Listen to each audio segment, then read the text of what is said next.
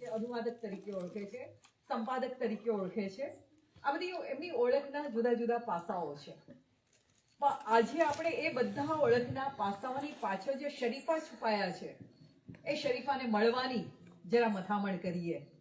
એટલે મુનશીએ, કનૈયાલાલ માણેકલાલ મુનશીએ પોતાની આત્મકથા લખી ને એના પહેલો ભાગ જે છે અડધે રસ્તે, એના પહેલા પ્રકરણમાં જ એવું કહ્યું છે કે હું ખોદવાનું શરૂ કરું છું. આ નીકળ્યા સોલિસિટર મુનશી, હજી ખોદું છું. એમાંથી નીકળ્યા આ સ્વાતંત્ર્ય સેનાની મુનશી, આ નીકળ્યા ભારતીય વિદ્યાભવનના સ્થાપક મુનશી, આ કોલેજમાં ભણતા મુનશી, આ મુનશી, અને પછી સૌથી છેલ્લે કહે છે કે હા, આ નીકળ્યો પેલો 2-3 વર્ષનો બાળક મુનશી, આને હું શોધતો હતો. તે પોતાની આત્મકથામાં પોતાની જાતની શોધ માટે છેક ત્યાં સુધી જાય છે. આપણે શરીફાબેનને જે 25-30 મિનિટ આપણી પાસે છે એમાં આપણે ત્યાંથી શરૂ કરીને એમને જે અકાદમીના કે સાહિત્ય પરિષદના કે દિલ્હી સાહિત્ય અકાદમીના પુરસ્કારો મળ્યા એ બધાની પાછળ છુપાયેલા શરીફા વિજયવાળાને આપણે ઓળખવાનો પ્રયત્ન કરીએ. શરીફાબેન, શરૂઆત નામથી જ કરીએ. જે હું હંમેશા એ પ્રશ્ન પૂછું છું, શરીફા નામનો અર્થ શું થાય? મારી માએ જ્યારે પાડ્યું હશે ત્યારે એને અર્થનો વિચાર નહીં કર્યો, એ મને પાકી ખાતરી છે. કારણ કે મારી માએ નિશાળના પગથિયા એ ચડી નથી. પણ હિન્દીમાં સીતાફળ ને શરીફા કહેવાય એટલી ખબર છે. અને ગુજરાતીમાં શરીફ એટલે પ્રમાણિક. શરીફાનો ગુજરાતીમાં કોઈ અર્થ થતો હોય એવી મને નથી ખબર, પણ હિન્દીમાં શરીફા એટલે સીતાફળ. અને હું એવી છું પણ. તમે જ્યાં સુધી નજીક ન ગયા હો ત્યાં સુધી તમને એના બરછટ વ્યક્તિત્વનો જ પરિચય થાય, પણ નજીક પહોંચો પછી એની મીઠાશનો પણ પરિચય થાય. એ સીતાફળ. ગુજરાતી વિવેચનમાં એવું કહેવાય છે, બળવંતરાય કલ્યાણરાય ઠાકોર એમના વિવેચન માટે એવું કહેવાતું કે એમનું વિવેચન નારિયેળ જેવું છે. એમનું વ્યક્તિત્વ પણ એવું જ, અત્યંત બરછટ, ગમે તેને ગમે તે મોઢે કહી શકે એવું. પણ એમની નજીક તમે જાઓ પછી અંદરની મધુરતાની, તરલતાનો એનો તમને પરિચય થાય. શરીફાબેન સાથે પણ એ પ્રકારનો અનુભવ થઈ શકે. શરીફાબેન, તમારું બાળપણ, તમારું શાળાનું શિક્ષણ અને ઘરનું વાતાવરણ, એના વિશે થોડું જાણવામાં આ બધા વિદ્યાર્થીઓને રસ પડશે. એટલા માટે થઈને કે ક્યાંક ને ક્યાંક તમારી સાથે એ લોકો પોતાની જાતને કનેક્ટ કરી શકે, પોતાની જાતને જોડી શકે કે આપણે પણ એવા છીએ ને આપણે પણ એક વખત આ જગ્યાએ પહોંચી શકીએ. મેં કહ્યું એ પ્રમાણે સૌરાષ્ટ્રના એક ગામડામાં, સાવ ખોબા જેવડું ગામડું, ત્યાં જન્મ, બહોળું કુટુંબ, અને બાપા તો 4 ચોપડી ભણ્યા હતા પણ માએ નિશાળ નહોતી જોઈ. એટલે ઘણી બધી વાર જે વિદ્યાર્થી એવું કહે છે કે મારા ઘરમાં કોઈ વાતાવરણ નથી વાંચવાનું, એટલે હું કેવી રીતે વાંચું, તો હું પણ એવું કહી શકું કે અમારા ઘરમાં કોઈ વાંચવા સાથે કોઈને 7 પેઢી સુધી લેવા દેવા હોય એવી ખબર નથી. કેવી રીતે વાંચતા થયા એ નથી ખબર. પણ હા, એક વસ્તુ, મારા બાપા છાપાની એજન્સી હતી. લગભગ રોજ 25-30 કિલોમીટર સાયકલ ચલાવી અને 7 થી 8 ગામમાં એ છાપા નાખતા. અને એ જમાનામાં છાપાનો ધંધો હોય એના ઘરે બાકી બધા મેગેઝિન, એ ચાંદની હોય, એ ચાંદામામા હોય, કે પછી ફિલ્મફેર, માધુરી, ધર્મયુગ, આ બધું આવતું. કારણ કે ટીબીના દવાખાનામાં અમે રહેતા, જીથરી ટીબી હોસ્પિટલ. 800 દર્દીને પોકેટ બુક્સ વાંચવા જોઈએ, એટલે પોકેટ બુક્સ અને જેને કહેવાય લોકપ્રિય નવલકથાઓ, એ બધું. એટલે ગુજરાતી સાહિત્યમાં હું ઘણી વાર એવું કહું છું, મારી જેટલું લોકપ્રિય કોઈએ નહીં વાંચ્યું હોય. એ કોલકથી લઈ, એ સારંગ બારોટ હોય કે વિઠ્ઠલ પંડ્યા હોય કે નવનીત સેવક હોય કે કોઈ એવો એકેય લેખક નહીં હોય જે બાકી રહ્યો હશે. અને હજારોની સંખ્યામાં પોકેટ બુક્સ વાંચી હશે. અત્યારે એવો પસ્તાવો થાય કે નાનપણમાં કોઈએ કહ્યું હોત કે આ નહીં પણ આ વાંચો, તો કદાચ થોડોક કચરો ઓછો પણ વાંચ્યો હોત. પણ કદાચ એનાથી રુચિનું ધોરણ ઘડાયું હશે એવું પણ બને. એટલે શરૂઆત લોકપ્રિયથી જ થઈ. અશ્વિની ભટ્ટ અમારા નાનપણના બહુ જ પ્રિય લેખક. હરકિશન મહેતા, એ પણ અમને એટલા જ ગમતા. ચિત્રલેખા ફાટી જાય ખેંચી ભાઈ બહેન વચ્ચે કે પેલા હું વાંચું ને પેલા હું વાંચું, એવું પણ થતું. પણ કથા રસ એ મારું કદાચ પ્રિય પેલું હશે. એટલે જ નાનપણની અંદર મેં બહુ બધા આખ્યાનો, એ રામદેવપીરનું આખ્યાન હોય, ઓખાહરણ હોય, કશું પણ હોય, ભવાયા રમતા હોય. અને ગામડાની જે લોકો અહીંયા ભાવનગર બાજુથી આવ્યા છે, એક સલામતીનું વાતાવરણ હતું કે અમે 4 વાગ્યા સુધી ભવાયા જોઈએ અને પછી માંડવામાં જ સૂઈ જઈએ, ઘરે ના જઈએ. પછી સવારે તડકો આવે ત્યારે ઉઠીએ એની જાતે અને ચાલતા ચાલતા ઘરે જતા રહીએ. એ વાતાવરણમાં મોટા થયા. સત્યનારાયણની કથાઓ હોય કે બીજી બધી નવરાત્રિના ગરબા હોય, આ બધાએ એક, અને સૌથી મોટી વસ્તુ છે જે તમને કચ્છમાં દેખાય છે, અમારા સૌરાષ્ટ્રમાં અમને કોઈ દિવસ ખબર નહોતી પડી કે સત્યનારાયણની કથા પર મારો અધિકાર નથી, એવી કદી ખબર નહોતી. ત્યાં આગળ કોઈ હિન્દુ નહોતું, કોઈ મુસ્લિમ નહોતું, બધા માણસ જ હતા. અને એ તો હિન્દુ મુસ્લિમ વાળી તો મને વડોદરા ભણવા ગઈ ત્યારે પહેલી વાર ખબર પડેલી. 12 ધોરણ સુધી ખબર નહોતી પડી. પણ અફસોસ કે આજે હું એના જ ગામમાં જાઉં છું, ત્યાં મારા ગામમાં એક પાટિયું લાગેલું છે, તમે હિન્દુ રાષ્ટ્રના અમરગઢ ગામમાં પ્રવેશી રહ્યા છો. મને એ પાટિયું જોઈને ગામમાં જવાનું મન નથી થતું. એટલી હદે આપણે બદલાયા. પણ આ બાળપણ અને આ વાંચન જે પછીથી વધતું ગયું, અને ક્યાંક એવું લાગે છે કે લોકપ્રિયથી મુનશી આવ્યા, મુનશીથી રવ દેસાઈ આવ્યા, રવ દેસાઈ, મેઘાણી, મળિયા, એ બધા જ આવતા ગયા. અને તમે બધા એવું કહો છો ને કે મેડમ અમારે કોલેજની અંદર માનવીની ભવાઈ એક જ વાંચી હોય, તો અમારા જમાનામાં એવું નહોતું. અમે 8મા ધોરણ સુધીમાં મુનશી હોય, મળિયા હોય, મેઘાણી હોય, રવ દેસાઈ હોય, દર્શકો, એમાંથી કોઈ લેખક એવો નહોતો કે જેની એક નવલકથા પણ બાકી હોય, એક પણ બાકી હોય. કોઈએ 32 લખી હોય, કોઈએ 24 લખી હોય, કોઈ 28 લખી હોય, એ બધી જ વાંચી હોય. અને 9મા ધોરણ પછી ટાગોર, શરદ બાબુ અને ખાસ કરીને વીસ ખાંડેકર એ શરૂ થયા. અને મને કોલેજના પહેલા વર્ષમાં વડોદરા ગઈ ત્યારે ખબર પડી કે ખાંડેકર ગુજરાતી લેખક નથી. કારણ કે પ્રસ્તાવના ના વાંચતા, સીધી નવલકથા જ શરૂ કરી દેતા. નહીતર કદાચ વાંચ્યું હોત કે આ અનુવાદ છે, એવું કશું નહીં. બસ ધસમસતો કથારસ એ કદાચ ગમતું. એટલે વાંચન પાછળ ન તો વાતાવરણની જરૂર છે, ન મા બાપ ભણેલા હોવા જરૂરી છે, ન પુસ્તકો ઘરમાં હોવા જરૂરી છે. મારા ઘરમાં એક પણ ચોપડી નહોતી. અમે ગામની લાઇબ્રેરીમાં જઈને પુસ્તકો લઈ આવતા. એટલે જે મળે, પેલું કે ને ઊંટ મેલે આંકડો ને બકરી મેલે કાંકરો, એમ જે મળ્યું હાથમાં એ વાંચ્યું. અને એણે જ એક દિવસ રસ્તો બતાવ્યો કે આને સારું કહેવાય, આને નઠારું કહેવાય. એમણે વાંચનની વાત કરી અને હવે એમના અભ્યાસની, કોલેજના અભ્યાસની વાત કરું, પેલા શાળા જીવનની 2 ઘટનાઓ વિશે એમની પાસેથી સાંભળવામાં મને રસ પડશે. મને તો ખબર છે, પણ તમને બધાને એ સાંભળવા મળે એમાં મને વધારે રસ છે. એક ઘટના યુનિફોર્મ વાળી, અને બીજી ઘટના તમે અને ભાઈએ ઘરમાં જે સત્યાગ્રહ કર્યો હતો એની. એ ઘટના એટલા માટે કે ગાંધીજીના સત્યાગ્રહ સાથે ક્યાંક જોડાવાની છે. યુનિફોર્મ વાળી વાત એટલા માટે કરાવું છું કે આપણને ઘણી વાર એવું હોય છે કે આપણે બહુ જ ગરીબ ઘરમાંથી આવીએ છીએ, આપણું ભવિષ્ય શું, એનો જવાબ એમાંથી મળવાનો, એટલા માટે એ વાત. સત્યાગ્રહ શબ્દ નહોતી ખબર, બિલકુલ નહોતી ખબર. કારણ કે હું 5મા ધોરણમાં હતી અને જે મારો ભાઈ, જેને તમે લોકો વધારે વાંચો છો મારા કરતા, IQ જેવી વાળા, એ 7મા ધોરણમાં હતો.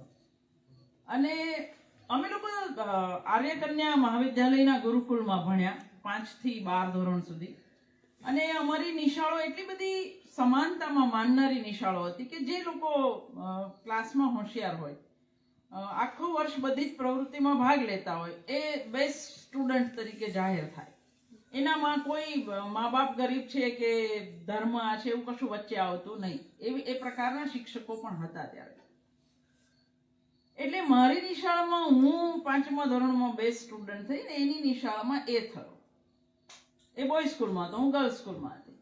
પણ અમનારી નિશાળમાં જે બેસ્ટ સ્ટુડન્ટ થાય ને એને નાળિયેરી પૂનમના દિવસે યજ્ઞની અંદર નાળિયેર હોમવાનો અધિકાર મળે દર વર્ષે. હવે એ નાળિયેર હોમે ત્યારે 5 પ્રતિજ્ઞા લેવાની હોય. 1 ગાળ નહીં બોલું, 2 જૂઠું નહીં બોલું, 3 દારૂ નહીં પીવું, 4 નોનવેજ માંસ મચ્છી મટન કશું નહીં ખાવું, અને 5મી કોઈ પણ રસ્તામાં કાંટા જે હશે તે વીણતી જઈશ. તો પહેલી વહેલી જ ખબર પડી કે આપણા ઘરમાં તો નોનવેજ ખવાય છે.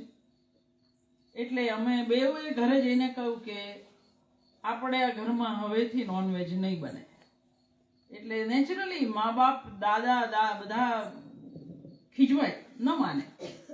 એટલે એમણે નહીં જ માનવાનું નક્કી કરેલું, અને અમે મનાવવું જ એવું નક્કી કરેલું. ત્યારે સત્યાગ્રહ શબ્દ ખરેખર નહોતી ખબર 5મા ધોરણમાં, પણ એક રસ્તો ખબર હતી કે અમે કહું કે જ્યાં સુધી તમે લોકો નોનવેજ નહીં બનાવવું એવું વચન નહીં આપો ત્યાં સુધી હું ને ભાઈ બેઉ જમીશું નહીં એક દિવસ.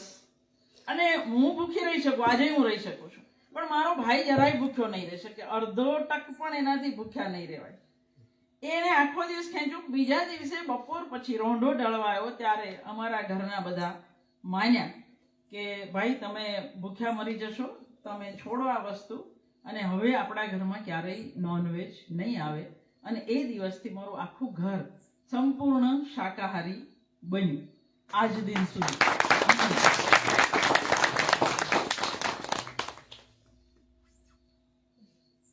હું તો કોઈ દિવસ કેક પણ નથી ખાતી, એટલે મેં તો એટલી હદે પાળ્યું છે. અને મારો ભાઈ તો બિચારો જૈનને પરણ્યો, એટલે એને તો હવે ફરજિયાત જ થઈ ગયું છે. બીજી યુનિફોર્મ વાળી ઘટના મેં કહી હતી. ઘણી બધી વાર વિદ્યાર્થીઓ, એમાં ખાસ કરીને દીકરીઓને બહુ પ્રશ્ન થાય કે મેડમ તમે રોજ નવી સાડી પહેરો, તમે રોજ નવી સાડી પહેરો. એટલે મેં એને કહું કે બેટા આ 50 વર્ષ પછીના જે પગાર આવ્યો ને એમાંથી આ સાડીઓ આવી છે, પહેલેથી એવું નથી હોતું. સ્વાભાવિક છે કે 400 રૂપિયાની આવક હોય અને 11 જણનું કુટુંબ હોય તો દશા શું હોય એ આપણે બધા સમજી શકીએ. એટલે અને મારે રમજાનભાઈની જે દીકરી અક્ષા છે ને એના, એટલે જાન્યુઆરી આવે ને ત્યાં પાછળથી બુસ્કોટ ફાટી જાય, નિશાળનો શર્ટ. એટલે 1 વાર થીગડું મારે, 2 વાર મારે, પણ નહીં ટકે. એટલે અમારી નિશાળમાં એ બાબતે બહુ કડક હતા કે જો યુનિફોર્મ ના પહેર્યો હોય તો બહાર ઉભા રાખે. પણ શિક્ષકો એટલા પ્રમાણિક કે પાછા પ્રશ્ન પૂછે, બહાર ઉભા રાખી નહીં. તેને સાચો જવાબ આપે તો ત્યાં આવી નહીં શાબાશી આપી જાય, પણ બહાર તો ઉભા રાખે. એટલે અમારા ગામને મેં કીધું ટીવી હોસ્પિટલમાં મોટી થઈ, એટલે અમારા જે મેડિકલ સુપ્રિન્ટેન્ડન્ટ ડોક્ટર ગાંધી હતા એની દીકરી રોજ જુએ કે આને રોજ બહાર ઊભી રાખે છે. એટલે એની માને એણે કહ્યું, એની માએ જવા દો યાર, I am not able to tell this thing. મારે તો એ વિદ્યાર્થીઓ સાથે એટલા માટે વાત કરવી હતી કે ક્યાંથી ક્યાં સુધી માણસ પહોંચી શકે એ માટે. પણ એ ઘટના એમને ડિસ્ટર્બ કરે છે, આપણે એની વાત નહીં કરીએ. આપણે એ વાત કરીએ કે તમને લોકોને કેટલાને ખબર છે, મને ખબર નથી. શરીફાબેનના ભાઈ ડોક્ટર છે, એટલે નાનપણથી એ બંનેની વચ્ચે સ્પર્ધા ચાલે. ભાઈથી 2 વર્ષ નાના બેન, એટલે ભાઈ જેટલા ટકા લાવે એનાથી 1% વધારે લઈ આવવાનો. બાપુજી એમનું પરિણામ જોવે એટલે જુએ કે 1% વધારે આવ્યો છે, બસ એનાથી વધારે બીજો કોઈ એમને રસ નહીં. ભાઈ મેડિકલમાં ગયા એટલે એમણે પણ નક્કી કર્યું કે મારે પણ મેડિકલમાં જવું છે. એ 12માની કથા થોડીક આ લોકો સાથે એ થશે કે નહીં થાય. એમના ભાઈની કથા પણ જાણવા જેવી છે, પણ એ તમારે સાયલન્સ પ્લીઝમાં વાંચી લેવાની. પણ શરીફાબેનની કથા તમને બધાને ન ખબર હોય એટલે આપણે અહીંયા આગળ સાંભળીએ. જો ભાઈ બહેનના ઝઘડા બહુ જ ચાલતા હોય, એ ઝઘડા ઘણીવાર નકારાત્મક રૂપ ધારણ કરતા હોય. અહીંયા આ ભાઈ બહેન વચ્ચેની ચડસા ચડસી આપણે માટે તો લાભદાયી નીવડી છે. પહેલા ડોક્ટર બન્યા એટલે આપણે ડોક્ટર બનવાનું નક્કી કર્યું. એ ન થાય શું થયું એની કથા પછી, પણ આમણે લખવાનું શરૂ કર્યું એટલે પહેલા ભાઈએ નક્કી કર્યું કે મારે પણ લખવું છે. હા, અને એના પરિણામે આપણને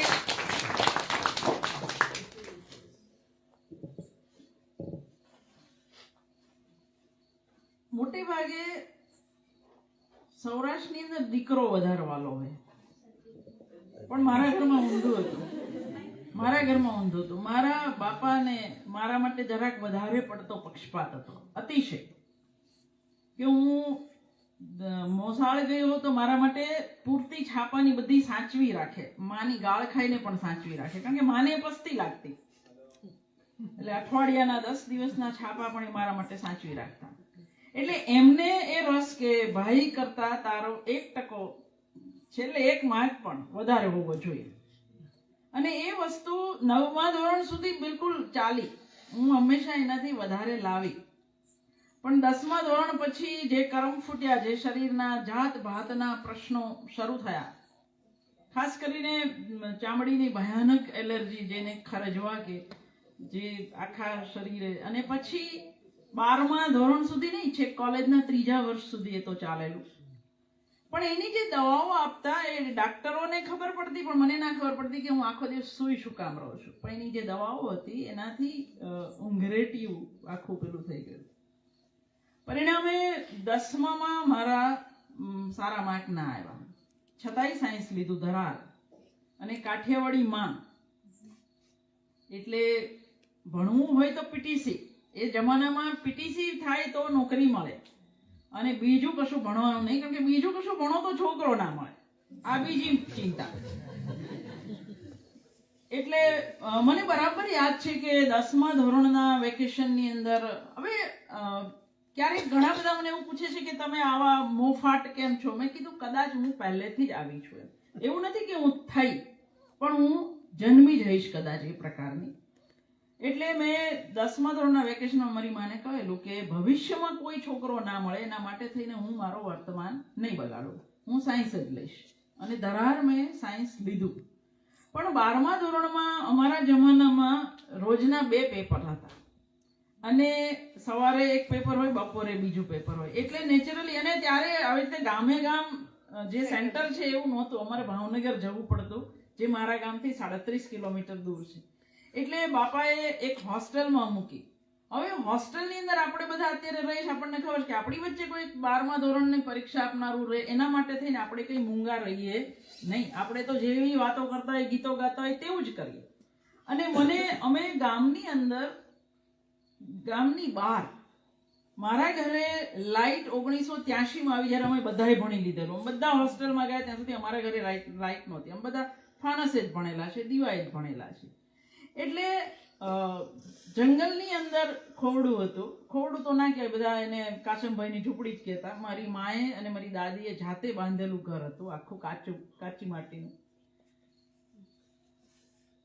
એની અંદરથી જેને તદ્દન શાંતિમાં વાંચવાની ટેવ હોય, મને તો એટલી હદે કે અમારી વાડમાં પેલા કાતરિયા બોલે તો એ મને ડિસ્ટર્બ કરતા, એટલી હદે મને એકાંતમાં વાંચવાની ટેવ હતી. એટલે જેવું પેલા કકળાટ વચ્ચે મૂકીએ સાથે મને મનમાં એક શરૂ થયું કે મને કશું યાદ નથી. અને એકવાર સાયકોલોજી કહે છે, એકવાર તમે એવું શરૂ કર્યું ને કે મને કંઈ નથી આવડતું, એટલે પછી એ કંઈ નથી આવડતું જ ચાલે. અને 3જા દિવસે હજુ 3 પેપર બાકી હતા, અને હું સામાન ભરી કોઈને કશું કયા વગર ઘરે ભાગી ગઈ. બધાએ બહુ સમજાવી કે હજુ 3 પેપર અહીંથી અપડાઉન કરીને નહીં, એટલે નહીં, ભણવું જ નથી. એક જ કથા કે મારે ભણવું જ નથી. હું જેને કહેવાય ને કાઠિયાવાડમાં કે વડચકે આવેલી, હું જે સામું મળે એને વડચકા ભરતી. કારણ કે જેણે હંમેશા પહેલો નંબર લીધો હોય નિશાળમાં, એને અચાનક બધા પરિણામ પૂછે કે શું પરિણામ આવ્યું, અને મેં પરીક્ષા નથી આપી, ભાગી આવી છું. એટલે એક ક્ષણ એવી આવેલી જે બહુ બધા વિદ્યાર્થીઓના જીવનમાં આવતી હોય છે કે આ બધાને રોજ જવાબ આપવા એના કરતાં તો મરી જવું સારું. પણ એમાંથી જો કોઈ બચાવી હોય તો કથા રસે. એટલી બધી નવલકથાઓ વાંચું કે હું વિચારું જ નહીં, વિચારવાની એક ક્ષણ જાતને ન આપું કે મેં પરીક્ષા નથી આપી, અને હું ભાગી આવી છું. ડિસેમ્બર મહિનામાં ફોર્મ ભરાતા હતા ત્યારે મારા બાપા બિચારા સામે બેઠા. તું ખરેખર નહીં ભણે? મેં તો મને તો એવું લાગે છે કે હું નહીં ભણું, હું મારા માટે થઈ નહીં ભણે. પછી હું એનો જવાબ નહીં આપી શકી. એટલે એણે કહ્યું કે હું કાલે ફોર્મ લઈ આવીશ, તું ભર, અને તને કોઈ સ્કૂલમાં કશું નહીં પૂછે, હું વાત કરી આવ્યો છું, કોઈ નહીં પૂછે, ખાલી ફોર્મ લઈ લેશે. હું ફોર્મ આપી આવી. ઉપરથી ચોપડા ઉતાર્યા, બાયોલોજી, ફિઝિક્સ, કેમેસ્ટ્રી 3 પૂરા કર્યા, પણ મેથેમેટિકના 2 પેપર આવતા, એ બાકી હતા બિલકુલ. માર્ચમાં પરીક્ષા. પણ મારા સદનસીબ કો ગુજરાતના બદનસીબ કો અનામત વિરોધી આંદોલન એ શરૂ થયું અને બોર્ડની પરીક્ષાઓ બધી પોસ્ટપોન થઈ. પોસ્ટપોન થતી છેક 18મી મેએ પરીક્ષા લેવાય 81ની સાલમાં. અને સદનસીબે એટલે મેં પરીક્ષા પૂરી તૈયારી સાથે આપી. બિલકુલ ખાતરી હતી કે મને મેડિકલમાં જતી કોઈ નહીં રોકી શકે. અને જે બાયોલોજીના પેપરમાં હું 90 માર્ક ધારતી હતી એની અંદર મારા 58 માર્ક આવ્યા અને પરિણામે મેડિકલના દરવાજા દેવાઈ ગયા કાયમી ધોરણે. 316 માર્કે મેડિકલ બંધ થયું. મારા 307 માર્ક હતા. એટલે ના છૂટકે ફાર્મસી કર્યું અને પછી પાછો રસ્તો બદલાયો. જાતે थे જાપાન પહોંચ ગયે ચીન. એની જેમ ફરી એકવાર હોસ્ટેલ એડમિશન માટે થઈ અને ગુજરાતીમાં એડમિશન લીધું. આજે જ હિમાંશુબેન સવારે વાત કરતા હતા. એમનું ડ્રોઈંગ બહુ જ સારું, એટલે એમણે એસએસસીમાં ડ્રોઈંગ રાખેલું અને આશા હતી કે ડ્રોઈંગમાં બહુ જ સારા માર્ક આવશે અને પછી વડોદરાની ફાઇન આર્ટ્સ ફેકલ્ટીમાં હું ભણવા જઈશ. જેમ શરીફાબેનને બાયોલોજીમાં થયું એવું હિમાંશુબેન સાથે ચિત્રમાં પણ થયું. આપણને તો બે પક્ષે લાભ જ થયો. એક બહુ જ સારા કથા સર્જક આપણને મળ્યા અને અહીંયાથી આપણને સારા વિવેચક, અનુવાદક એ બધું મળ્યા. પણ ફાર્મસીનું ભણ્યા પછી અને આર્ટ શરૂ કર્યું એની સમાંતરે શરીફાબેને થોડુંક કામ કર્યું છે. એક બાજુ એમણે ફાર્માસિસ્ટ તરીકે નોકરી કરી છે અને બીજી બાજુ જાહેર આરોગ્ય માટે એક એનજીઓમાં કામ કર્યું છે. એ અનુભવ પણ સાંભળવા જેવો છે, એટલે આપણે એ પણ સાંભળી લઈએ. ક્યારે પૂરું કરવાનું છે મને કહેજો. રસ પડે છે ને તમને બધાને? મેં 5 વર્ષ કામ કર્યું ફાર્માસિસ્ટ તરીકે. એમાં 2 વર્ષ 13 કલાકની નોકરી કરી. એટલે મૂર્તિ નહીં અંભાવે એવી. પણ પછી હું એ નોકરીથી કંટાળી. કારણ કે મને યાદ છે કે 3 મહિના સુધી એક પણ રજા એ કંપનીએ નહોતી આપી. એક પણ 3 મહિના સુધી. મારી પાસે 2 જોડી કપડાં હતા અને 3 મહિના સુધી એક રવિવાર પણ ના મળે તો કેટલું અઘરું પડે એ આપણે બધા જાણીએ. પાછા ઇસ્ત્રી કરવાના, ધોવાના રાતે. ત્યારે હું આસોદ સોફ્ટ જિલેટિન નામની કંપની હાલોલ પાસે છે એમાં કામ કરતી હતી. પછી 3 વર્ષ મેં એનજીઓમાં કામ કર્યું. ગુજરાતની તમામ આરોગ્ય સાથે કામ કરતી સંસ્થાઓ, એ કચ્છમાં હોય કે છેક સાગબારામાં હોય, એ બધી સંસ્થાઓને સસ્તા ભાવે દવાઓ પૂરી પાડવી. વડોદરા શહેરની અંદર અમે એક સેન્ટર ચલાવતા. મેડિકલ જે પ્રિસ્ક્રિપ્શન હોય, ડાક્ટર જે લખે, જે આપણને કદી ઉકલતું નથી, પ્રિસ્ક્રિપ્શન ગાઈડન્સ સેન્ટર ચલાવતા. અમારી સાથે વડોદરા મેડિકલ કોલેજના 5 ડોક્ટર જોડાયેલા હતા અને આપણું સ્વાસ્થ્ય નામનું એક મેગઝીન અમે ચલાવતા. આ અનુભવ એ મને એટલા માટે બહુ સારો લાગે કે હું વડોદરાની 28 નિશાળમાં બેઝિક મેડિસિન એટલે કે નેસેસરી મેડિસિન જે જરૂરી છે એ અને બેઝિક કન્સેપ્ટ ઓફ ક્લીનલીનેસ એટલે સ્વચ્છતાના મૂળભૂત જરૂરી ઉપાયો અને એ આપણને કેવી રીતે ઉપયોગ એ હું સાયન્સની બધી સ્કૂલોમાં શીખવાડતી. એટલે સવારે સાયકલ પર ચડું અને છેક મકરપુરાની એક નિશાળ લીધી હોય અને સાંજે માંડવી બાજુની એક નિશાળ લીધી હોય. એટલે 25-30 કિલોમીટર રોજનું સાયકલિંગ એ સમયે થતું. 1 વર્ષ પછી એ જર્મનીનું ફંડિંગ હતું આખું. જર્મનીની એક એજન્સી અમને પૈસા આપેલા એક પ્રોજેક્ટ માટે. 1 વર્ષ પછી જ્યારે અમે એનું ઇવેલ્યુએશન કરતા હતા ત્યારે જર્મનીના 3 માણસ એ ઇવેલ્યુએશનમાં હાજર હતા. જે બાળકોને આ શીખવાડેલું એને ખાલી એટલું જ કહેલું કે તમે તમારી રીતે, મેં જે તમને 1 વર્ષમાં શીખવાડ્યું છે તમે અમને પાછું આપો. એટલે મને પણ બહુ જ નવાઈ લાગેલી કે એ છોકરાઓ એ નિશાળના કોઈ ચિત્રો દ્વારા, કોઈ નાટક દ્વારા, કોઈ ગીત દ્વારા, કોઈએ જોડકણા દ્વારા હેલ્થ અને સ્વચ્છતા, દવા અને માંદગી એ બધાને જોડતી. હજી મેં 20 પાના સાચવી રાખ્યા છે. અમે પછી એને છાપેલું પણ ખરું. તો એ અનુભવે મને 2 વસ્તુનો મારી અંદર જે છે કે કદાચ હું ભણાવી શકું. અને અમે સાયન્સ ટીચર્સની ટ્રેનિંગ કરેલી 58 વડોદરાના 58 સાયન્સ ટીચર. એની અંદર એક્સપેરિમેન્ટલ સ્કૂલના પ્રિન્સિપલ શંકરભાઈ પટેલ એ બીજા દિવસે સાંજે હું શિક્ષકોને શીખવાડવામાં એકદમ રમમાણ હતી, બાજુ પર લઈ ગયા. મને કહે કે તે ક્યારેય શિક્ષક થવાનો વિચાર કર્યો છે? હું ત્યારે ખાલી 23 વર્ષની હતી. મેં કીધું નહીં, ક્યારેય નહીં. તો મને કહે કે કર, you are a born teacher. તો you was the first person જેણે મને કહ્યું કે શિક્ષક થા, તારી અંદર શિક્ષકના ગુણ છે. અને પછી એક એવી ઘટના બની એનજીઓ ની અંદર કે આમાં મોટે ભાગે જે લોકો એનજીઓ નું પોલિટિક્સ જાણે છે એમને ખબર છે કે કામ કરે કોઠી ને જશ ખાય જેઠી, એવું જ હોય ત્યાં આગળ. હું મરી જાઉં આખું વર્ષ અને મારા બોસ હોય એ હૈદરાબાદ ને જર્મની ને બધે જઈને પેપર પ્રેઝન્ટ કરતા હોય, યુ આર નો બડી. એટલે પછી એવા એક કડવા અનુભવમાંથી એનજીઓ છોડ્યું કાયમી ધોરણે અને આ બાજુ આવી. એમાંય એક પેલું જેને કે ચમત્કાર, કુદરત ક્યાંક તમને વાળી રહી છે કે હું નક્કી નહોતી કરી શકતી આર્ટ્સમાં જ જવું કે ફાર્મસી જ રાખવું. એ સમયે સિતાંશુ યશેશચંદ્ર જે મારા ગુરુ, એમને વાઇસ ચાન્સેલર તરીકે રાજકોટમાં નિમણૂક મળી અને એમની જગ્યા ખાલી પડી. એ લિયન પોસ્ટ પર મને જગ્યા મળી એટલે મેં કાયમી ધોરણે ફાર્મસીને પછી આવજો કહ્યું અને આ બાજુ આવી. હવે થોડી વાત કોલેજ દરમિયાન તમને મળેલા સારા શિક્ષકો વિશે. ભણવામાં હા, કારણ કે ફાર્મસીની કોલેજમાં તો એક જ સારા મળે.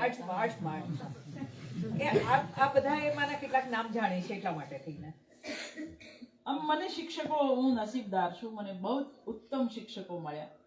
એ સિતાંશુભાઈ હોય, શિરીષ પંચાલ હોય, નીતિન મહેતા હોય, રમણ સોની, હર્ષદ ત્રિવેદી, એટલે તમે જેને ઓળખો છો તે નહીં, પ્રાસન નહીં, જે ખરેખર અર્થમાં પંડિત હતા. આ બધા અધ્યાપકો, મેં કહ્યું પ્રમાણે હું 13 કલાકની નોકરી કરતી, એટલે હું ક્લાસ ભરી શકી નથી. એમએમાં જ ભરી શકી. ટીવાય સુધી મેં કદી ક્લાસ નહોતા ભર્યા. પણ એ લોકો રવિવારે પણ ભણાવે, સાંજે પણ ભણાવે, ગમે તેટલા ચોપડા થેલા ભરીને આપે. એમને ખાલી એટલી જ મજા આવતી હતી કે આ એક છોકરી એવી છે જે અમારા વિદ્યાર્થીઓ કરતા વધારે વાંચીને આવેલી છે. એ જ એમનો રસ હતો. સિતાંશુભાઈ એફવાય અને એસવાય 2 વર્ષ રોજ રાત્રે 8:30 જ્યારે હું નોકરી પરથી આવું પછી એ હોસ્ટેલની પાછળ જ વિક્રમબાગમાં રહે, ત્યાં હું જાઉં, એ ભણાવે. એક વખત એમણે હસતા હસતા કહેલું, કારણ કે આર્ટ્સ ફેકલ્ટીમાં કોઈ ન રાખે એવું કોમ્બિનેશન મેં રાખેલું, ગુજરાતી અને ગણિત. એટલે અને અંગ્રેજી ફરજિયાત હતું, તે ભણવું જ પડે. હિન્દીનું એક પેપર રાખવું પડે. એટલે સિતાંશુભાઈ ગુજરાતી ભણાવે, હિન્દી ભણાવે, અંગ્રેજી ભણાવે અને પછી કે જોજે ગણિત મને નહીં કહેતી, કારણ કે મારું ગણિત કાચું છે. હું એ કહેતી કે તમે ગણિતની ચિંતા ના કરો, મારું કદી કોઈ 1 માર્ક કાપી શક્યું નથી અને કોલેજમાં નહોતા કાપી શક્યા. ગણિતમાં મેં કોઈ દિવસ કોઈ માસ્તરને એવી તક નથી આપી કે એ મારો 1 માર્ક પણ કાપી શકે. પણ નીતિનભાઈ જે હવે આ દુનિયામાં નથી, કદાચ મારા માટે સૌથી પ્રિય શિક્ષક કોણ એવું કોઈ પૂછે તો હું નીતિન મહેતા કહું હંમેશા. શિરીષ પંચાલ પ્રમાણમાં ઇન્ટ્રોવર્ટ, પણ એમની નજીક જાઓ પછી એવું લાગે કે આના જેવા ગુરુ નસીબ હોય એને જ મળે. એટલે એ બાબતે હું બહુ નસીબદાર છું. વડોદરા યુનિવર્સિટી એક પેપર ચલાવતી, લિટરેચર એન્ડ લિંગ્વિસ્ટિક, જેમાં સોશ્યુર, ચોમ્સ્કી, બ્લૂમફિલ્ડ વગેરે ભણવા પડતા. એટલે નેચરલી કોઈ ના રાખે, મેં એકલીએ રાખેલું. હવે હું પાર્ટ ટાઈમ જોબ કરું એટલે 12 વાગે છૂટીને સીધી સાયકલ પર શ્વાસભેર હું પહોંચું ત્યારે હર્ષદ ત્રિવેદીનો ક્લાસ હોય. એટલે એ મને પૂછે, 1 મિનિટ, આટલો પરસેવો કેમ, આટલો શ્વાસ કેમ ચડેલો છે? હું કહું કે સર હું નોકરી કરું છું, તમે ને હું જ છીએ, મારે જ ભણાવવાના છે તમને, તમે હવે રોજ 4 વાગે આ ક્લાસ ભરજો. આવા ગુરુઓ હવેના જમાનામાં તો ભાગ્યે જ જોવા મળે કે જેવું કે તને જ્યારે સમય હશે ત્યારે હું ભણાવીશ. એટલે મને લગભગ વડોદરામાં બધા જ અધ્યાપકો એવા મળ્યા જેણે માંગ્યા એટલા પુસ્તકો આપ્યા. જે સમયે મેં કહ્યું એ સમયે એ લોકોએ ભણાવ્યું. શિરીષભાઈનો એક દીકરો તો હજુ યાદ કરે છે કે અમે તમને જોઈને જ બારણા બંધ કરી દેતા, અથવા તો એવું કહેતા કે ભાઈ નથી, બહારથી જ. અમે અમારા બાપાને કહેતાય નહીં કે તમે આવ્યા છો. અમને એટલો ગુસ્સો આવતો કે આ એક નવરી ગમે ત્યારે ચાલી જ આવે છે. તો એ પણ ગુરુએ ક્યારે એવું નથી કરવું. એને જો ખબર પડે તો એવું ન થાય ક્યારે. એટલે એવા શિક્ષકો મળે. એટલે ઘણા બધા એવું કહે છે ને કે મેડમ તમે હાંફી જાઓ તો ઉધરસ આવતી હોય તો શું કામ યુટ્યુબ પર વિડીયો બનાવો છો? એનું કારણ જ એ છે કે મને કોઈ ઠલવાઈ જનારા ગુરુ મળેલા, એટલે મારે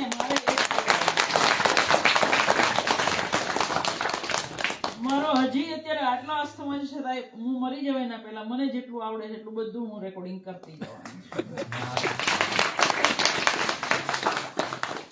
મેં તમને કહું ને કે તમે જેને જુઓ છો એની પાછળ જે માણસ છે એને આપણે ઓળખીએ છીએ.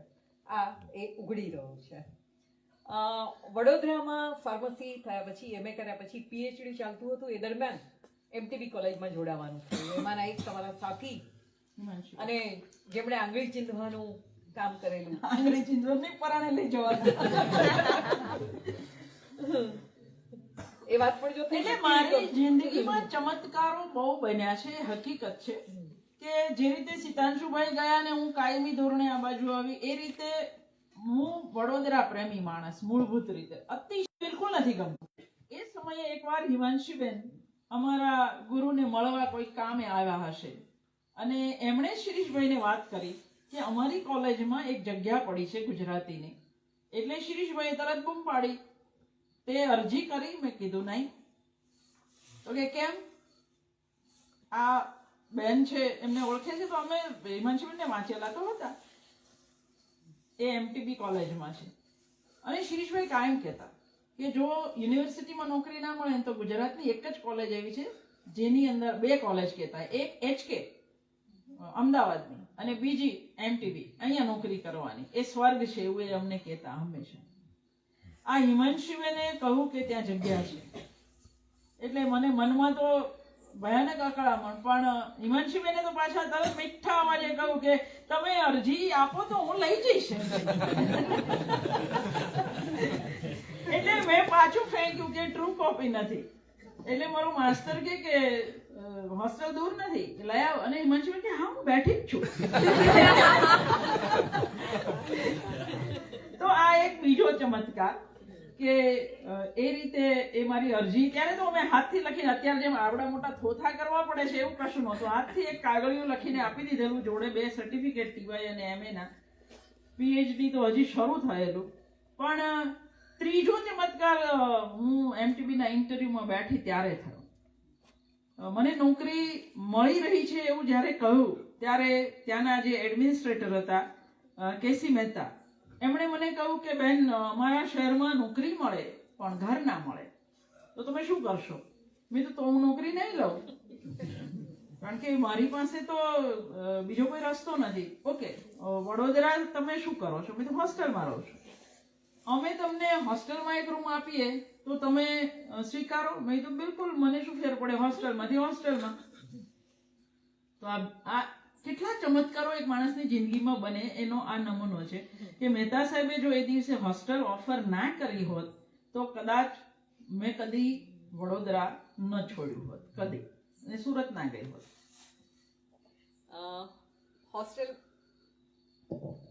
હોસ્ટેલમાં શરૂઆતમાં ખાલી હોસ્ટેલના એક સભ્ય તરીકે રહ્યા, પછી હોસ્ટેલની રેક્ટરશિપ સ્વીકારી. આપણે તો અત્યારે આટલા જ છીએ. ત્યાં 300 થી 400 વિદ્યાર્થીનીઓ અને જુદી જુદી કોલેજની, એ કહેવાતી હતી MTB કોલેજની ગર્લ્સ હોસ્ટેલ, પણ એમાં એન્જિનિયરિંગની પણ વિદ્યાર્થીનીઓ હોય, કોમર્સની પણ હોય, સાયન્સની હોય, જુદા જુદા ગામમાંથી આવેલી હોય, જુદા જુદા શહેરમાંથી આવેલી હોય, આર્થિક સ્થિતિ પણ દરેકની જુદી જુદી હોય. એ બધાને સાથે રહીને અને હોસ્ટેલની જે અવદશા હતી એમાંથી અને ગુજરાતની બેસ્ટ હોસ્ટેલ બનાવવી અને સાથે ભણાવવાનું કામ, બીજું બધું કામ પણ ચાલતું હતું. તો એ હોસ્ટેલના એમના થોડાક અનુભવ સાંભળવા જેવા છે. કેવા કેવા કાર્યક્રમો કર્યા, કેવા કેવા શિબિરો કર્યા, છોકરીઓને ફિલ્મ જોતા શીખવાડ્યું, છોકરીઓને બીજી બધી પ્રવૃત્તિ સાથે જોડ્યા. થોડાક એ અનુભવ પણ આપણે સાંભળીએ. જયંત મેઘાણી મને કાયમ એવું કહેતા કે મને તારા સુરતની હોસ્ટેલના અનુભવમાં રસ નથી, મને તારા વડોદરાની હોસ્ટેલના અનુભવમાં રસ છે કે કેવી તોફાની હતી તે અમારે એ સાંભળવું સાંભળી છે. લઈએ.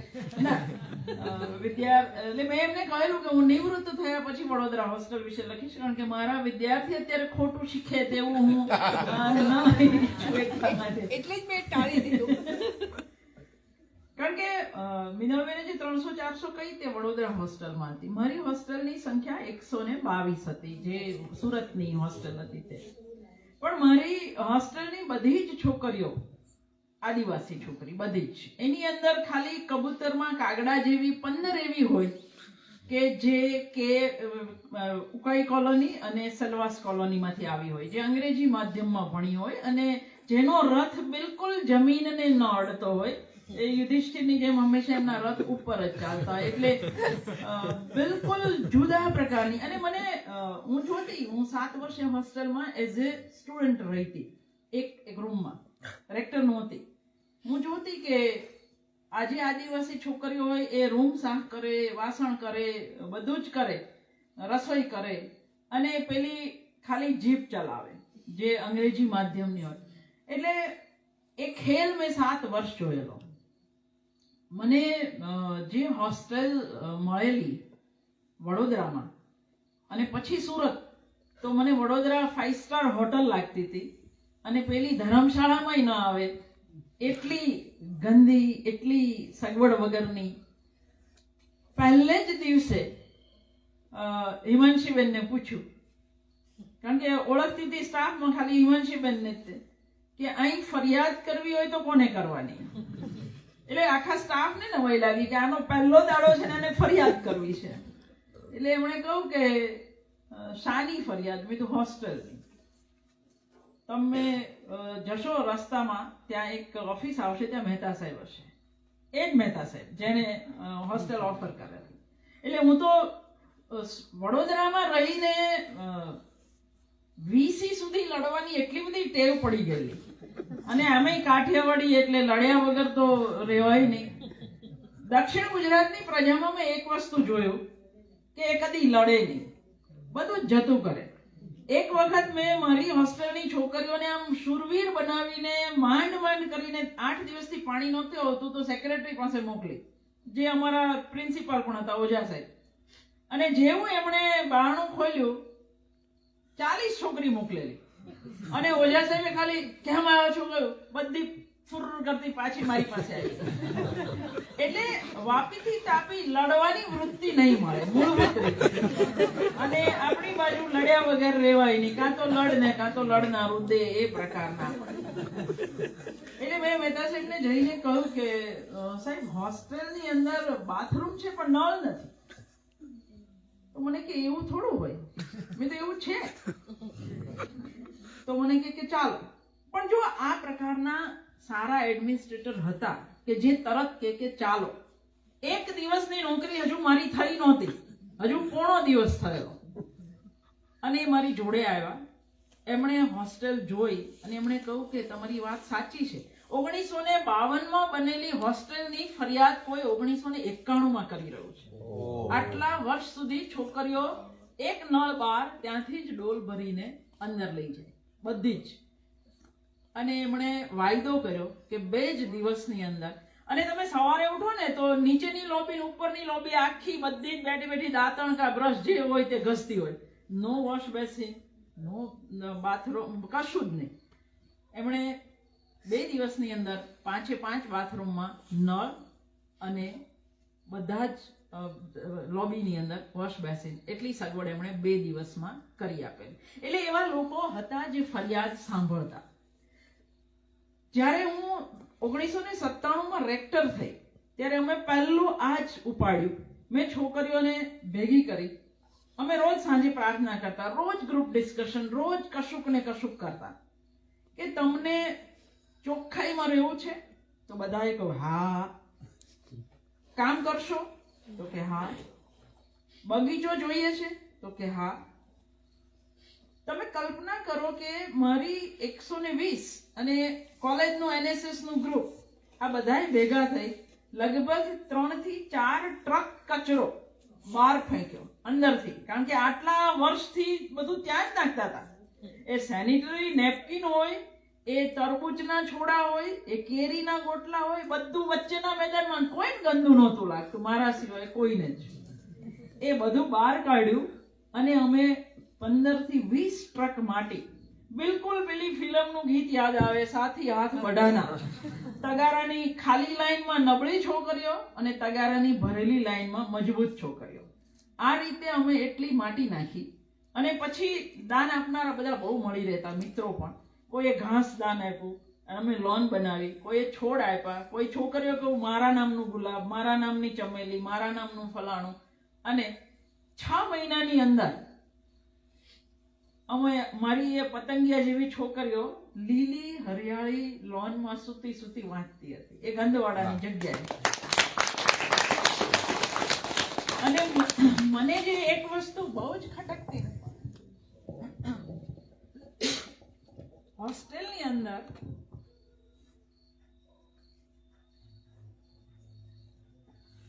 જે લોકોને પોસાય એ લોકો ટ્યુબલાઇટ નાખે અને જેને ન પોસાય એ બલ્બ નાખે.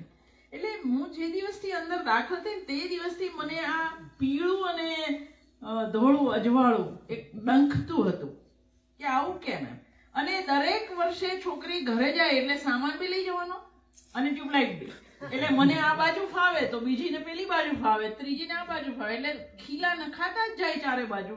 દરેક વર્ષે તમારે ઇલેક્ટ્રિશિયન શોધવાનું.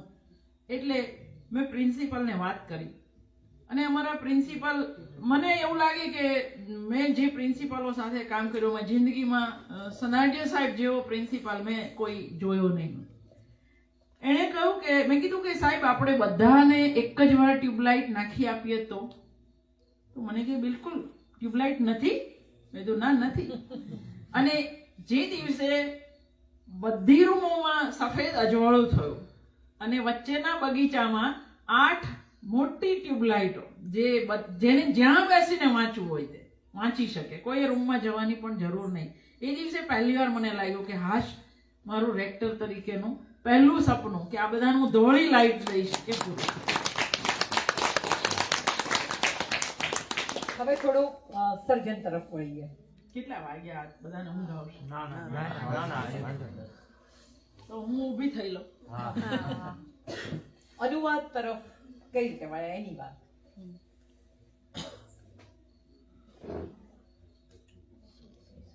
એક તો કાઠિયાવાડી હોવાના નાતે અંગ્રેજી જરાય ન આવડે. કારણ કે અમારા ગામમાં કોઈ દિવસ કોઈ થેન્ક યુ કે સોરી કહેતું હોય ને એવું મેં નહોતું સાંભળ્યું ક્યારે. એટલે સ્વાભાવિક છે કે અંગ્રેજી સાથે 12મો ચંદ્રમાં હોય. અને પીએચડી એવો વિષય કે જેમાં માસ્તરે પહેલા જ દિવસે કહેલું એક પણ ચોપડી ગુજરાતીમાં નહીં મળે, બધું જ તારે અંગ્રેજીમાં વાંચવું પડશે. બોલ મંજૂર છે. પણ પેલું કહ્યું કથે તે શાનો કવિ એવું મનમાં એક બેસી ગયેલું કે જે ચરવી ચરવણ થઈ ગયા છે એવું પીએચડી નથી કરવું. જો કરવું તો સારું કરવું, નવો વિષય કરવો. એટલે હા પાડેલી. એની અંદર હમણાં જે ભાઈ પુસ્તક માંગતો હતો કથન કેન્દ્ર, કથન રીતિ, નેરેટોલોજી, એની અંદર બધા નમૂના ગુજરાતીમાં ના મળે. એટલે અંગ્રેજીમાં ફરજિયાત વાર્તાઓ વાંચવાની શરૂ થઈ. ફરી શિરીષભાઈ જ મદદ પર આવ્યા. એમણે કહ્યું કે અંગ્રેજીથી બહુ ડરવાની જરૂર નથી. 2 રસ્તા છે તારી પાસે. કાં તો લોકપ્રિય નવલકથાઓ વાંચ, જેમ્સ હેડલી ચેઝ ને એલિસ્ટર મેકલિન ને એ બધાને વાંચ, અથવા દુનિયાભરના અંગ્રેજી નાટકો વાંચ. મેં માસ્તરને એવું ના કહ્યું કે અમે હેડલી ને એલિસ્ટર મેકલિન ને બધું ચારનું વાંચીને બેઠેલા છીએ, ગુજરાતીમાં અનુવાદ થયો. એલિસ્ટર મેકલિન આખો અશ્વિની ભટ્ટે કરેલો, પણ નાટકો પસંદ કર્યા. અને 90, 91, 92 3 વર્ષની અંદર મને લાગે છે કે મેં 80 થી 90 નાટકો અંગ્રેજીમાં વાંચ્યા. અને એક વિશ્વાસ આવ્યો કે વાંચી શકાય, સમજી શકાય. કારણ કે નાટક એ સહેલું એટલા માટે છે કે એમાં ડાયલોગ છે અને અંગ્રેજી આવડી શકે. પછી એમણે એક બીજી ચેલેન્જ ફેંકી કે જો તને એવું લાગતું કે અંગ્રેજી આવડે છે તો એક વાર્તાનો અનુવાદ કરી દે. હું કથારસની માણસ એટલે મેં સમરસેટ મોમ પસંદ કર્યો. અને પહેલી વાર્તા કર્નલ સ્લેડી, એક લીટી એમની સામે બેસીને અનુવાદ થઈ ગયા પછી વાંચી. પહેલી વાર્તાના અનુવાદમાં એમણે કહ્યું કે હવે બીજીને હું વંચાવતી નહીં, તારો અનુવાદ બરાબર છે. ધેટ વોઝ અ સર્ટિફિકેટ કે આપણને અનુવાદ આવડે છે. પણ જો કે અત્યારે હું જ્યારે 92-93 અનુવાદ જોઉં તો મને એમાં થોડી કચાશ દેખાય. એટલે શરૂઆતમાં થોડોક ઓવર કોન્ફિડન્સ પણ હોય. પણ અનુવાદ આ રીતે થયા. મેં જે વાર્તાઓ પસંદ કરી તે એવી હતી કે જે પ્રકારના વિષય આપણે ત્યાં નથી લેવાતા, જે પ્રકારની ટેકનિક આપણા વાર્તાકારોએ ન લીધી, એવી જે વાર્તા મને જડી એ બધીને ગુજરાતીમાં લાવવી એવો એક ક્યાંક મનમાં નક્કી થયું. અને ઉર્દુ અનુવાદ તરફ હું સાવ અચાનક હું તો સ્ટીફન ઝ્વાઇગની હજુ રોયલ ગેમ મારે બાકી હતી ને પૂરી કરવાના મૂડમાં હતી. અને 2002ના તોફાન થયા, જેણે જેટલા પણ સંવેદનશીલ માણસો હતા એ બધાની ઊંઘ હરામ કરી દીધી. અને આ બધાના મૂળ ક્યાં, આપણે કેમ આવા માણસ તરીકે? આખું ગુજરાત સળગતું હતું, માનીએ કે ન માનીએ એ હકીકત છે. એટલે ત્યારે એ દિવસોમાં મારા હાથમાં સાદત હસન મંટો આવ્યો. મેં આખો મંટો એના નાટકો સાથે એનું બધું જ દસ્તાવેજના બધા જ ભાગ વાંચી કાઢ્યા. ને પછી મને એવું થયું કે જે પીડામાંથી આપણે અત્યારે પસાર થઈ રહ્યા છીએ એનાથી અનેક ગણી વધારે પીડામાં આ માણસ 47માં પસાર થયો છે. તો એને આપણે ગુજરાતીમાં કેમ ન લાવીએ? એટલે મારું પહેલું ઉર્દુ અનુવાદ. પણ મંટોનું ઉર્દુ બહુ જ સહેલું છે, બહુ જ સહેલું. એ હિન્દીની ખાસી નજીક જાય એ પ્રકારનું ઉર્દુ છે. એટલે મને એમાં એવી તકલીફ નહોતી થઈ. મને જેને પાઠ ભણાવ્યો કે ઉર્દુ કિસકો કહેતે હૈ, એ ઇંતજાર હુસૈન. જ્યારે ઇંતજાર હુસૈન અનુવાદ કર્યા ત્યારે મને ખબર પડી કે કેટલી 20 થાય. અને એમાં મને ઘણા બધાએ પછીથી મદદ પણ કરી. કારણ કે જેમ અંગ્રેજીમાં થેન્ક યુ ન સાંભળ્યું હોય એવું જ ગામડામાં ઉર્દુનું હોય. અહીં અમારા ગામમાં ગુજરાતી સિવાયની કોઈ ભાષા નથી બોલાતી. મેં મુસ્લિમો હિન્દી પ્રકારની ભાષા બોલતા હોય એ વડોદરા અને સુરતમાં જોયું છે, સૌરાષ્ટ્રમાં કદી નથી જોયું. સૌરાષ્ટ્રમાં કોઈ ડ્રેસનો ફરક નથી, બધા જ સાડી જ પહેરતા હોય, બધા ગુજરાતી જ બોલતા હોય અને બધાના ઘરમાં લગભગ સરખા જ તહેવારો ઉજવાતા હોય. એ જ પ્રકારનું વાતાવરણ સૌરાષ્ટ્રની અંદર હંમેશા જોયેલું. એટલે ઉર્દુ વધારે હંફાવે. અંગ્રેજી હવે મને થોડુંક સહેલું લાગે જ્યારે હું ઉર્દુ કરું ત્યારે. એટલે અનુવાદ એવો છે, શું કામ કરે છે એવું જો કોઈ મને પૂછે તો હું એવું કહું કે ઈશ્વરે એવું શરીર આપ્યું છે કે જેની અંદર પારાવાર પીડાઓ ભરેલી છે. અને એ જ્યારે અસહ્ય થાય, જ્યારે એવું થાય કે કદાચ હવે વધારે નહીં ખેંચી શકાય, ત્યારે અનુવાદ શરૂ કરવાનો. અનુવાદ એક એવી દવા છે જે દુનિયાદારીથી દૂર લઈ જાય. એક શબ્દનો અર્થ શોધતા હો, 4-5 પ્રકારની ડિક્શનરી બાજુમાં પડી હોય. હું ઓનલાઈન વાળી માણસ નથી, હું હજી બધા થોથાઓની વચ્ચે જ બેઠી હોઉં. અને એ શબ્દનો અર્થ મળે અને જે આમ ચારે બાજુ આનંદ થઈ જાય તો પછી પેલી પીડા ભૂલાઈ જતી હોય છે. દાખલા તરીકે હેમિંગવેનો હું અનુવાદ કરતી હતી વાર્તાનો, અને એક વાક્ય આવે કે સિંહે હવે એનો શિકાર છોડી દીધો હશે કારણ કે પક્ષીઓ ઉડી રહ્યા છે. હવે જો હું શિકાર છોડી દીધો હશે વાપરું તો મને ગુજરાતી નથી આવડતું. આપણે એવું કહીએ છીએ સિંહે મારણ છોડી દીધું હશે, કારણ કે સિંહના શિકાર માટેનો શબ્દ મારણ છે. એને પ્રસૂતિની પીડા ઉપડી એવું લખવું મોમની વાર્તામાં તો મને ગુજરાતી નથી આવડતું. એને સવારે 5 વાગ્યાથી વેણ ઉપડી તો એવું માનવાનું કે તમે અનુવાદ. તો આ એક શબ્દ મળે ને એ સાથે 50% પીડા ઓછી થઈ જાય. એટલે અનુવાદ જ્યારે વધારે કરું ત્યારે માનવાનું કે શરીર બહુ ભજવી રહ્યું છે, ત્યારે અનુવાદ થાય.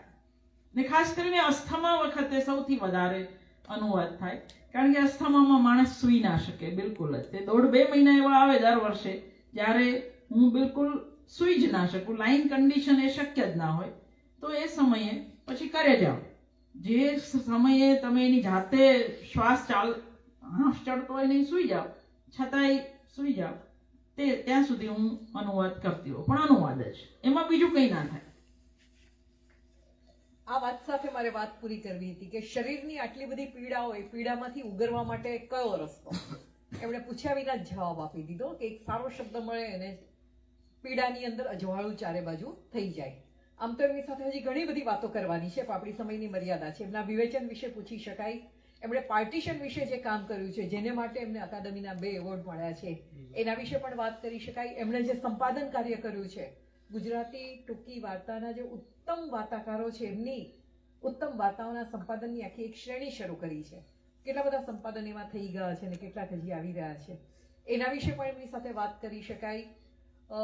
એ સિવાય એમના અધ્યાપક તરીકેના અનુભવોની પણ વાત કરી શકાય.